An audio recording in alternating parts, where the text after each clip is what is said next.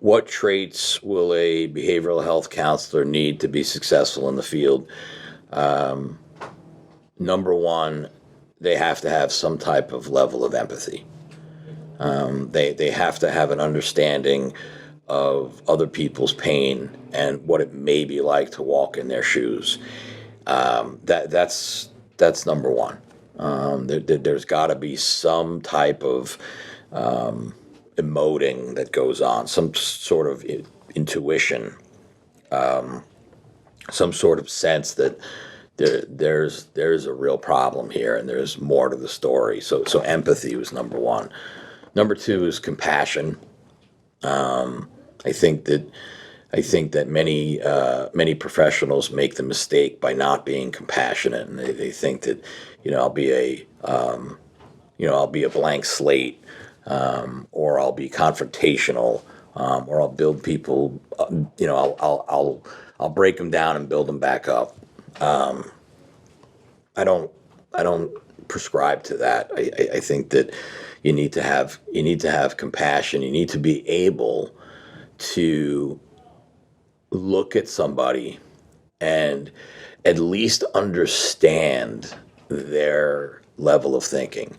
That okay, so this is what they're thinking. This is why they did what they did. And I think if you have that compassion, you become very effective as a counselor.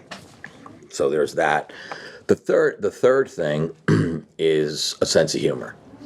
You got to have a sense of humor. This is a very tough field. You're going to be thrown a lot of sorrow and sadness and tragedy, and you got to be able to mostly laugh at yourself, and roll with it when the opportunity comes up to to make something funny that maybe in and of itself is not so funny. Add light to something that is pretty difficult.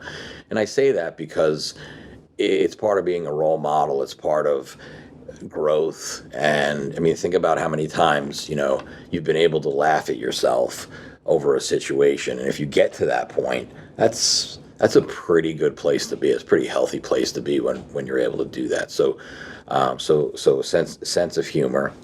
The fourth thing is what I like to say is that I know that generally speaking, people care. Right? I get it. I get that people care. That they, that most people that go into the field, they care about the person, and they want them to do well and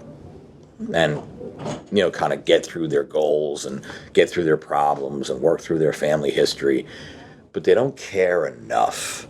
And what I mean by that is to go the extra mile. I'll give an example. Many times you will get a patient and they'll already be diagnosed. Doesn't matter what the diagnosis is, and many therapists don't feel they have time to really investigate the diagnosis.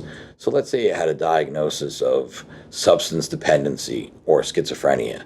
Well, if you don't take the time to look into it, then that diagnosis goes with them wherever they are.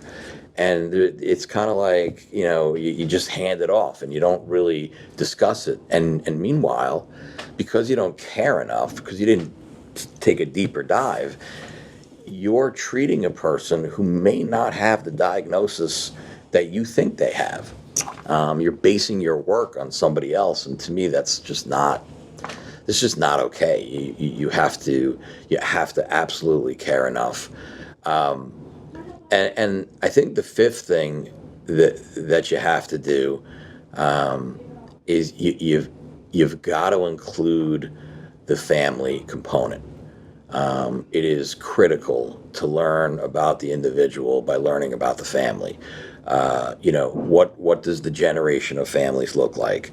What does, is there addiction in the family? Is there mental illness in the family? Is there medication that the whole family has taken?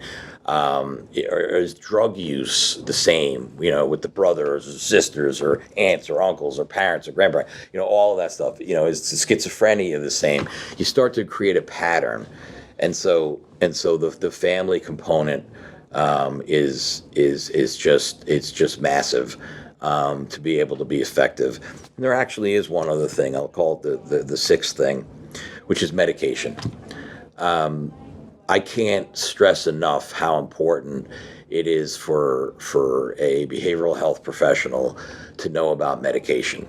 It's kind of like if you were a doctor and you knew the anatomy of the stomach, but you didn't know about the hearts and the lungs, you really wouldn't be an effective doctor, right? If you're doing surgery, right? You wouldn't know how it all connects. Medication is that important. Everybody in this field that's a patient is going to be on at least one medication, probably up to 3 or 4, and probably been through the ringer as far as medication goes. And if you can learn the medication, if you know about the medication, you know how it works, you will be smarter. They will trust you more, and they'll open up more. They'll talk to you about more things, and lo and behold, that makes you a better professional.